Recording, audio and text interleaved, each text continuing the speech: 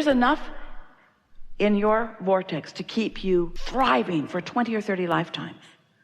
That's how dynamic it is. That's how big it is. And you want some of it. How are you going to get it? You got to tune your tuner to the frequency of what your inner being is broadcasting, which is what we're calling the receptive mode. You got to get in the receptive mode. You've got to think like your inner being thinks in order to be in that receptive mode. You can't be blaming your husband. You can't be blaming the economy. You can't be blaming government. You can't be blaming an employer. You can't be focused on the absence of what you want and tune your tuner to what your inner being is broadcasting. And your inner being is not going to change its broadcast to match yours ever. Your inner being is going to stand in your prosperity. You got to find a way to be there too. So let's talk about you being in the receptive mode. So the receptive mode means you've got your tuner set for something. And if you're walking around in this world like most people, what you're observing is what's causing you to set your tuner. Esther set her tuner from a telephone call she received just for a moment until she realized she'd done it, and then she said, uh-oh, gotta go. And then she did something about setting her tuner differently. You see what we're getting at? Money is the hardest thing, really, because that's the thing that you've been worried about the most for the longest. And that's the thing that you've activated a bunch of vibrations about, usually, that you're not going to change overnight, but you can change them, and you must. If you want the prosperity that is due to you, you've got to cash in that vibrational currency. And the way you cash in your vibrational currency is by finding a way to line up with it, which means right here, right now, you've got to make the decision. Not right here, right now. We don't mean this is the only now. There's going to be another and another and another and another and another and another and another. But sooner or later, one of these nows that you're standing in the middle of, you've got to be willing to give up your arguing for your limitations. Because every time you say, I can't, or I haven't, or it's hard, or nobody that I know is doing it, then you're just practicing setting your receptive mode to something else. So if your receptive mode is not set to this frequency, what's it set to? This one? This one, this one, this one, this one. There's plenty of frequencies, just like on your radio stations and your vehicles.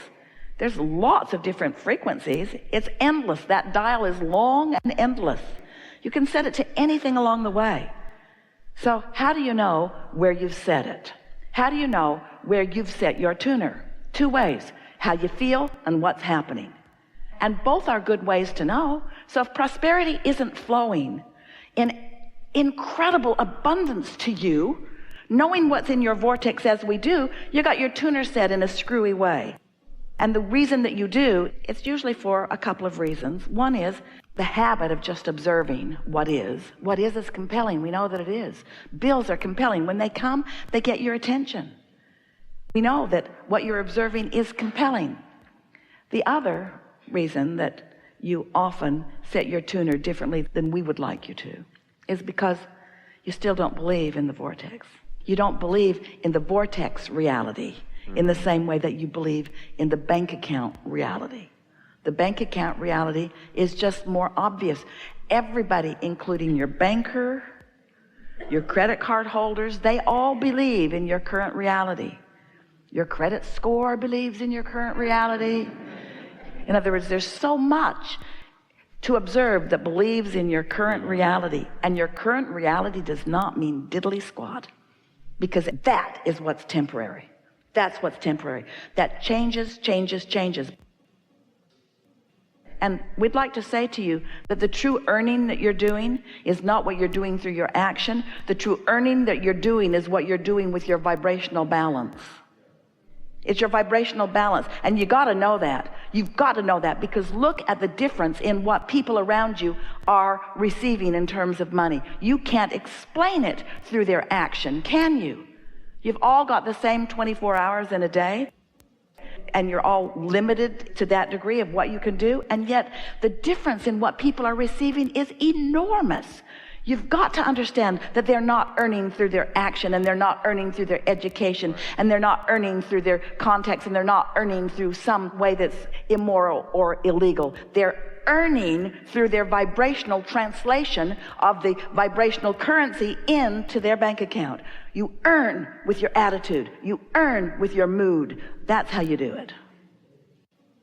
For a long time, we've been talking to you that Creation is about asking, source answering, and you letting the answer in. Step 1, 2, 3. Asking's easy, isn't it? The more delicious life is, often the more things that you want to experience in it, the more experiences you want to have. So the asking part is not a hard part. When you don't have enough of something, you know that you want more. Source recognizes every time you ask. Now here's an important thing that you may not have heard us say before about this step 2. Source knows what you're asking for and only has a vibration about what you are really asking for. So this is interesting. When you feel like you don't have enough money and it causes you just for a moment to send off a rocket, I would like more money, meaning I want more freedom, I want more experience. Your inner being becomes the essence of the freedom and the essence of the experience. Your inner being extracts from that vibrational contrasting experience what you do want, because that's what your inner being does. Your inner being never focuses on the drama or the trauma or the trouble or the lack, ever. So from your synthesis of life, you've never heard us say that before, have you?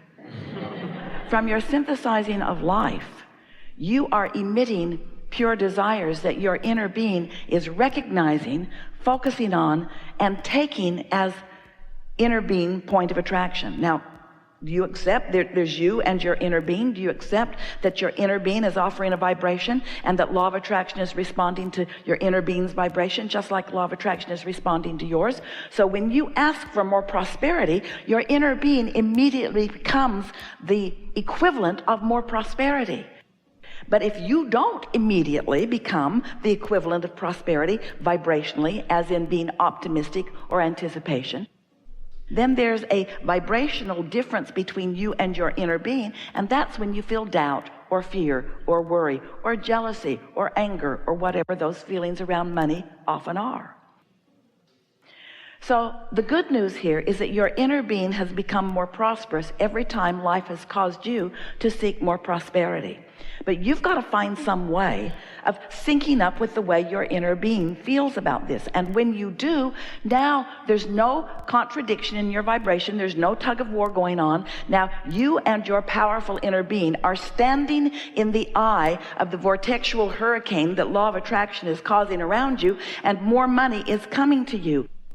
But in your anticipation, positive anticipation, you're letting it in. You're not keeping it out. Now that's just the law-based explanation of how the money comes to you.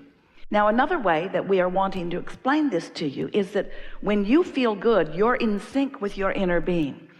And when you're in sync with your inner being, that means you're in what we're calling the receptive mode of what your inner being has already amassed and attracted. So if you can accept the prosperity that your inner being already is, then you can be the receptive translator of that vibrational prosperity into the manifestation of what you want. The first thing that we want to ask you is, do you think you are more often in a place where you are thinking about and feeling about money, or thinking about and feeling about not enough money? Because every subject is two subjects, what is wanted and absence of it. And so you can answer that question by knowing if you feel optimistic or worried, if you feel eager or angry, or eager or frustrated. In other words, you can tell by the way you feel whether you're thinking about money in the way the source within you is thinking about it for you, or whether you're thinking about it in a different way. Now, here's another way that you could look at this. We know, if you've been listening to us at all, you've heard every bit of that before. So no new news there. We're going to keep talking until you hear some new news. Because until you find another way of looking at this, nothing's going to shift in you. And unless something shifts, then your experience can't change. So that's what we do. We keep coming at it from another direction and another direction and another direction until suddenly you have an understanding, and then you feel different. And when you feel different, then you attract different. And when you attract different, then you experience different manifestations. So that's the whole objective here in this really important topic. We wrote a book called Getting into the Vortex because we wanted to make this vibrational version of you something that felt more real to you. Because you can't see it or hear it or smell it or taste it or touch it. This non-physical aspect of you that exists, that is attracting the things that you are asking for to this specific vibrational context that you now have ready access to. This is a reality, but because you can't translate it yet through your eyes and ears and so on, then you often see absence of money rather than presence of money, even though there is a vibrational presence of money. So then you say, and we don't blame you, we get what you're saying, Abraham, how do I turn these thoughts to things? Because I can't spend the idea of money. Well, we understand that, but where does anything come from? Everything comes out of the vortex. You are a lovely bunch of people on this planet, and you are trucking no resources in from other planets. And yet your economy continues to expand. Where is it coming from? It's coming from life and from asking. So this is the part that we're really wanting you to hear. So can you accept at all that there is a vibrational version? That's the hard part. There's a vibrational version that you have not realized yet. If you accept that it's there, then this is the question that we want you to contemplate. We're going to get here together. If it exists in vibrational form, how does it become a reality? How does the idea of prosperity translate into something that is in my bank account? How do I turn those vibrations to those thoughts to those things? How does that happen?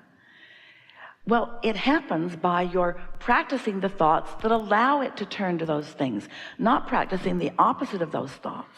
When you say, I'm afraid there won't be enough, that's practicing the opposite of the thoughts. And we know, oh, it must drive you crazy.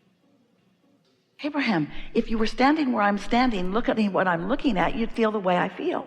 And we say, we know that what you are living feels so real because what you are feeling is turning to things all the time. So if you don't feel like there's enough money, then that's the way it's turning out. And then you say, see, I was right. This worry was valid because I worried about this and this is the way that it is. See, I'm right to worry. And we say, the universe will respond to the vibration that you emit. So you have to show yourself something different. We understand and we get why you're feeling the way you do. But we are going to help you find another way of looking at this that will shift something in you that will change your point of attraction. So, on we go. You create your own reality, blah, blah, blah, blah, blah. You ask and you throw it in the vortex, blah, blah, blah, blah, blah. We know you're sick to death of the vortex. But now, here the prosperity is in the vortex. How are you going to translate into your experience the prosperity that we promise you, blah, blah, blah, blah, blah, is there? How are you going to get it out? How are you going to be the realizer of it? Well, if you can understand creation in terms of broadcasting and receiving, broadcasting and receiving, broadcasting and receiving, so your inner being is broadcasting prosperity, but you're broadcasting doubt. How's that working out? You've got to line up with the frequency that your inner being is broadcasting. So that's the first big question that we want to put to you. Do you believe that through your life, you have created a vibrational version of your prosperity and that your inner being stands holding it, knowing it, being it, and broadcasting it? And since your inner being is broadcasting it, what does that mean about your inner being's experience relative to law of attraction? If your inner being is broadcasting prosperity, what does that mean is coming back to your inner being? Oh, that vortex is dynamic. It's dynamic, it's growing, it's big, it's riches that you cannot identify yet.